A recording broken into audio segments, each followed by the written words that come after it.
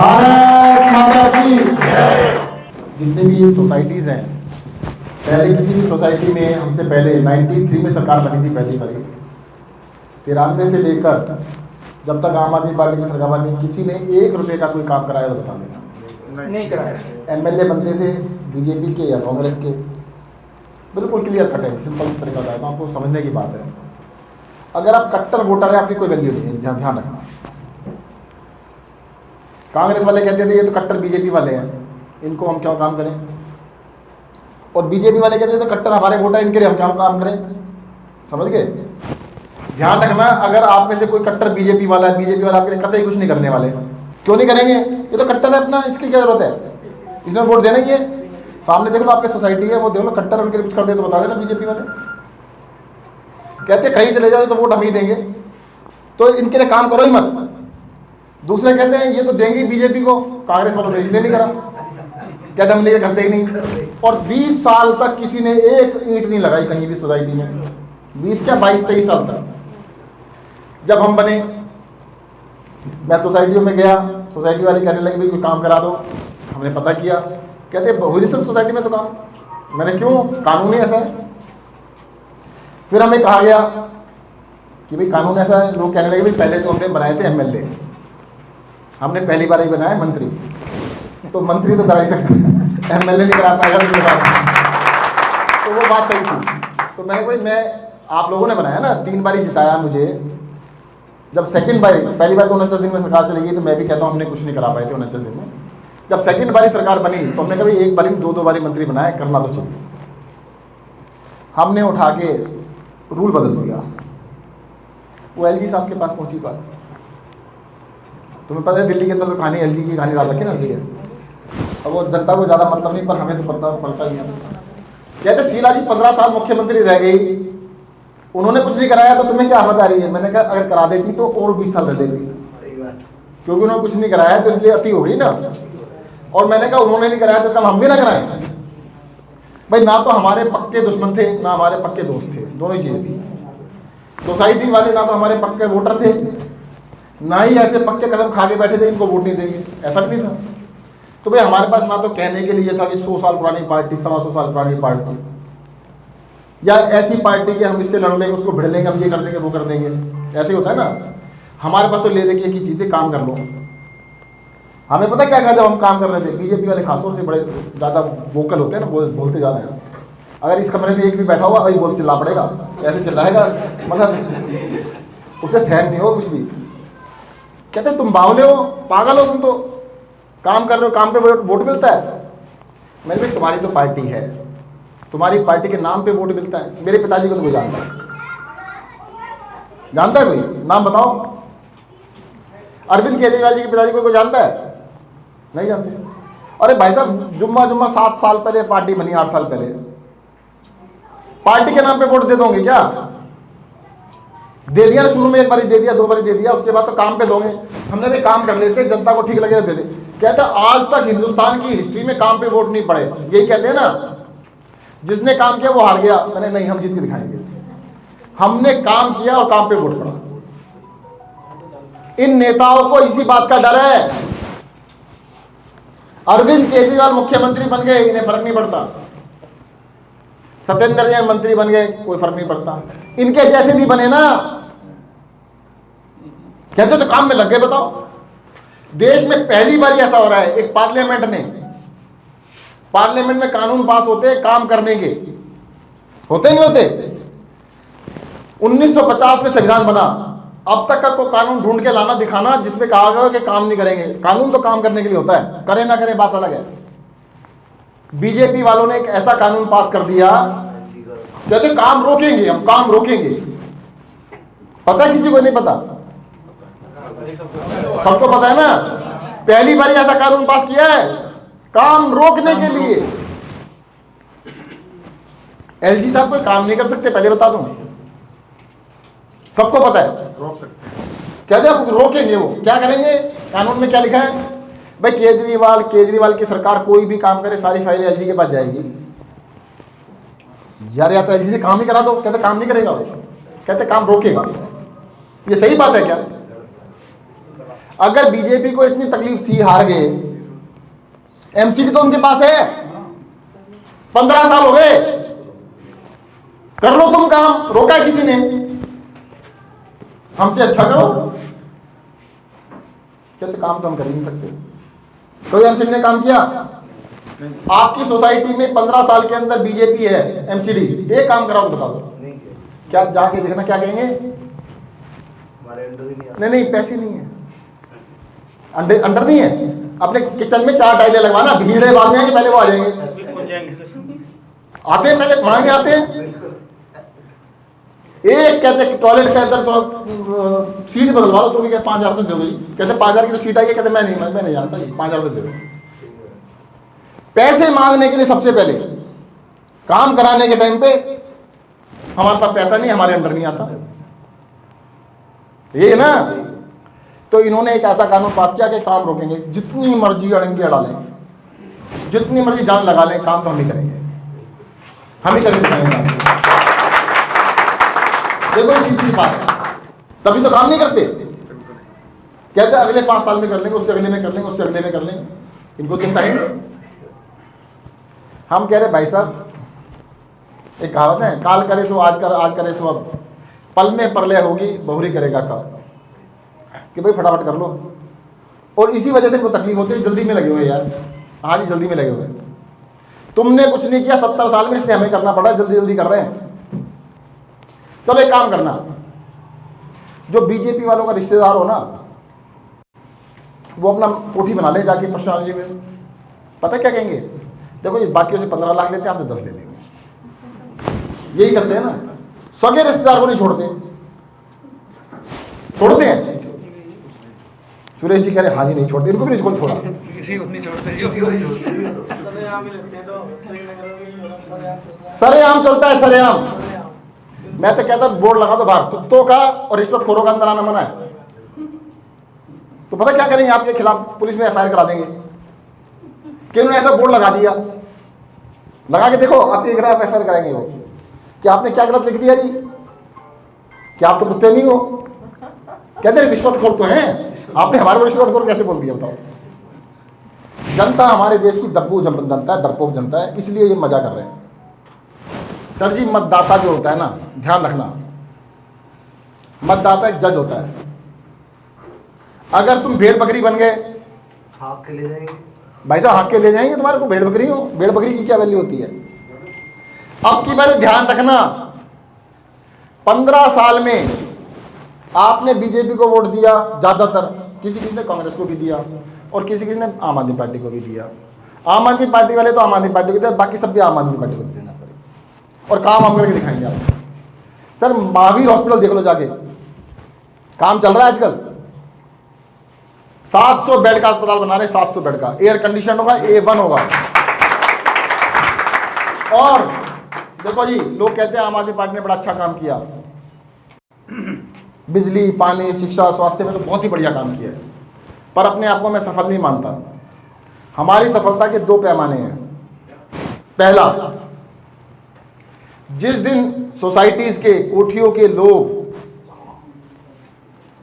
सरकारी, दिल्ली सरकार के अस्पताल में, पॉलीक्लिनिक में, मोहल्ला क्लिनिक में इलाज कराएंगे, उस दिन अपने आप को सफल मानेंगे। और जिस दिन आपके बच्चे, पोते पोती दिल्ली सरकार के स्कूलों में पढ़ेंगे, उस दिन सफल मानेंगे, उससे पहले नहीं मानेंगे। सर टारगेट बहुत मुश्किल है। होता क्या है, हम अस्पताल बनाएंगे, गंदा सा बना दो। किसके लिए बना रहे हो? कहते हैं हम गरीबों के लिए बना रहे हैं। अरे हद हो गई यार, अब नागरिकों के लिए क्यों नहीं बनाते? सब बराबर है, बीमार होगा तो सब बराबर हो गए ना। बीमार होने के बाद आप वहीं रहोगे क्या? आप पैसे वाले हो भी, वो पैसा तो निकल जाएगा, 4 दिन में अस्पताल में निकाल देंगे सारा वो। तो हमने जितना भी हेल्थ सिस्टम क्रिएट कर रहे हैं, वो सबके लिए कर रहे हैं। Health for all. आपके सामने ही मोहल्ला क्लिनिक है, जाता है कोई? आप खड़ा करो जो जाते हैं। जाते आप गए हो? अच्छा जी, देखो जो जाता है उससे तो मुझे वोट मांगने की जरूरत ही नहीं। कारण बता दो। ना ना मैं बता देता हूँ कि भाई साहब जो मोहल्ला क्लिनिक जाता है वो कहता है हाँ मेरे पैसे की वैल्यू तो ठीक निकाली इन्होंने। आप भी के पैसे से चल रहा है बाबू, ध्यान रखना। ये कई लोग हमारा विरोध करते हैं, ये सब कुछ फ्री में बांट रहे हैं, यही विरोध करते हैं ना, इनको कुछ नहीं मिलता, कहते हैं सब कुछ फ्री में लुटा देंगे, खजाना लुटा देंगे। आहा, केजरीवाल सरकार जब से बनी एक भी नया टैक्स नहीं लगाया, कोई नया टैक्स नहीं लगाया, कोई कर्ज नहीं लिया। अकेली सरकार है देश में जो कर्ज नहीं लेती, और कोई घाटे का बजट नहीं बनाया। भाई तीन ही चीज है ना, कि भाई हम घाटे का बजट बना लें, हम कर्ज ले लें कि आपको बच्चे को चुकाना पड़ेगा। हमने क्या किया, जो पैसा आपने टैक्स के रूप में दिया उसको वापस जनता को दिया, उसको खाया नहीं। इन नेताओं की तरह खा पी जाते, डकार भी नहीं मारते, ये सही दिशा में लगाया। उस पैसे को जनता के लिए लगाया। और ये नेता क्या करते हैं, खा गए पी गए, कहते पैसा नहीं है।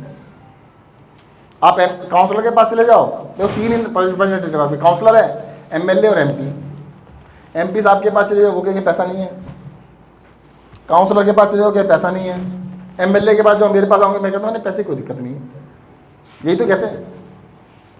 तो वहां पे क्या है कि वहां पे पैसे को बर्बाद किया जा रहा है, यहाँ पे पैसे को वापस जनता के लिए लगाया जा रहा है। जिस भी कंट्री के अंदर, आप ध्यान रखना, दुनिया के अंदर मुझे 5 देशों के नाम बताओ, 10 के बताओ, 20 के बताओ जो डेवलप कंट्री हो, 10 के नाम बताओ। England, Sweden, France, Germany, UK, आप किसी भी देश का नाम लेके देखो, उन सब में एक कॉमन चीज मिलेगी आपको।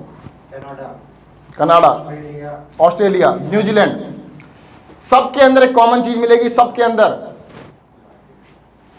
सारे देशों के अंदर क्वालिटी एजुकेशन और क्वालिटी हेल्थ केयर फ्री है वहां के नागरिकों के लिए। 50 के अंदर एक कॉमन चीज मिलेगी, वहां के सभी नागरिकों के लिए क्वालिटी वर्ड बार बार बोल रहा हूं मैं, क्वालिटी एजुकेशन और क्वालिटी हेल्थ केयर फ्री होती है। अरे भाई साहब, तभी तरक्की कर सकता है, वरना कर ही नहीं सकता। चलो, आप में से कई लोग बचपन में गरीब रहे होंगे, आज वो अच्छे हो गए, किस वजह से हो गए, पढ़ लिख लिए। फिर कुछ लोग पढ़ लिख लिए तो आगे निकल गए, भगवान की उनके ऊपर कृपा रही, बीमार नहीं पड़े तो बच गए। तो सर, जो तरक्की करता है देश, उसके अंदर 2 चीजें सरकार को करनी पड़ती है, क्वालिटी एजुकेशन और क्वालिटी हेल्थ केयर जनता के लिए। बाकी तो जनता कर लेगी अपने आप। अब उल्टा करने में लगे नेता लोग। आप फैक्ट्री कहाँ लगाओगे, मैं बताऊंगा। फैक्ट्री में क्या बनाओगे, मैं बताऊंगा। आपको लाइसेंस कौन देगा, मैं बताऊंगा। नेताओं का काम है ये। बिजनेस कैसे करोगे, हम बताएंगे जी, बताओ करवा दोगे। अगर इतने ही होशियार होते तो बिजनेस ना कर लेते। नेतागिरी में तो वो आते हैं पिछड़े होते हैं जो पीछे रह जाते हैं। अब तो फसल भी बताएंगे क्या उगानी है, फसल भी बताएंगे, हम बताएंगे कौन सी उगानी है। एक चीज बताओ, जो क्लास में सबसे फसड्डी थे वही तो नेता बने, होशियार थे, जो कुछ नहीं कर सके नेता बन गए। अब वो कहते हैं हम तुम्हें बताएंगे सब कुछ। यही तो हो रहा है। हमसे क्यों दुखी है, कहते अरे आ तो गए यहाँ पे, पर हमारे जैसे नहीं बने, ये नेता ही नहीं बने। अरे बनना भी नहीं है। मेरी तो बेटी डर गई थी जब मैंने इलेक्शन लड़ा ना, 8वीं क्लास में थी वो, कि पापा आप तो अच्छे आदमी, आप नेता क्यों बन रहे। मैंने बेटा नेता बनने नहीं, नेताओं की नेतागिरी खत्म करने जा रहा हूँ। इन नेताओं को ना छठी का दूध पिला दिया तो फिर कहना, इनकी सारी पोल पट्टी जनता के आगे खोलेंगे, जनता को सब बताएंगे क्या है, कि ये क्या क्या कुकर्म करते हैं, क्या नहीं करते हैं। अरे आप क्या पैसा खा पी के कला मंडियाँ खाते रहते हैं और कहते क्या पैसा नहीं है। अरे यमुना नदी इतने सालों से, आप जब से सुना होगा, क्या बना दिया, गंदा नाला बना दिया इन्होंने। आपको मैं कह के जा रहा हूं, 3 साल के अंदर यमुना नदी को बिल्कुल साफ कर दें, कहीं भी डुबकी लगा लेना जाके आप, जहां आपका मन करे। इलेक्शन से पहले मैं कहता था इस क्रम में करेंगे। 1 साल कोरोना में बर्बाद हो गया, बचे 4 साल, तो अब मैं कह रहा हूं आने वाले 3 साल 1 साल कम में करके दिखाएंगे। जो काम 20,000 करोड़ में नहीं होता ना, उसको हम 10% या 5% में करके दिखाएंगे आपको। अरे काम तो बिना पैसे के कम पैसे में भी होता है। अगर 20,000 करोड़ खर्च करोगे और 10% नहीं मिला तो कितना हो गया, 2,000 करोड़। और काम ही 500 करोड़ में कर दिया तो सर जी, एक मेरे बीजेपी वाले से बात हो रही थी, बीजेपी वाले को पता नहीं क्यों याद आ रही बार बार।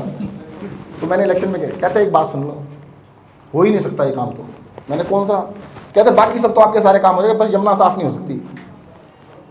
मैंने भाई एक बात सुन, अगर कर दी तो, कहता मैं भी वोट दे दूंगा। मैंने कहा भाई अब तो दे ले, तो अपनी कसम से पीछे मत जाइए, ध्यान रखिए।